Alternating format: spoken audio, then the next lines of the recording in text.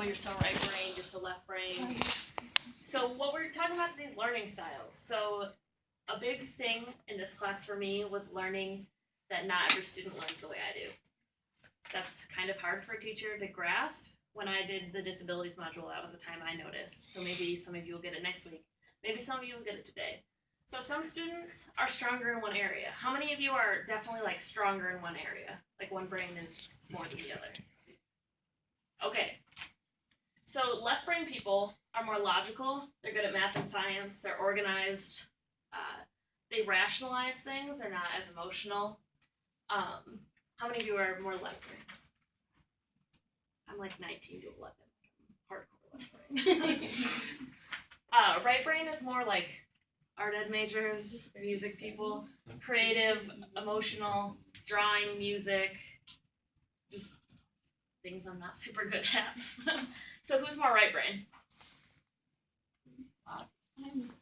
I'm split even. And then some of you are going to be right in the middle, so you can do both.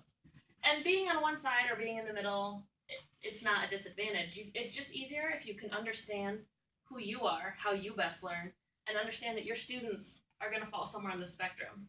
So if you only teach to these people, these students are getting left behind.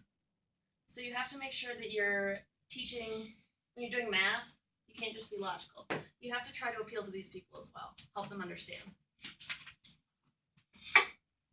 I just have a real short part. The left brain and right brain is probably the simplest of these to understand, so I'm going to hand it over to Gabby. Hi guys. Okay, so the whole idea of this Venn diagram, this should all be in your packets, is this is how messages are conveyed to each of the students you will have in your classroom and to you yourself. I hope a lot of you guys got to finish it so you can see where you are. The odds are you probably ended up in the middle 4 instead of the outer 3 because nobody is just one.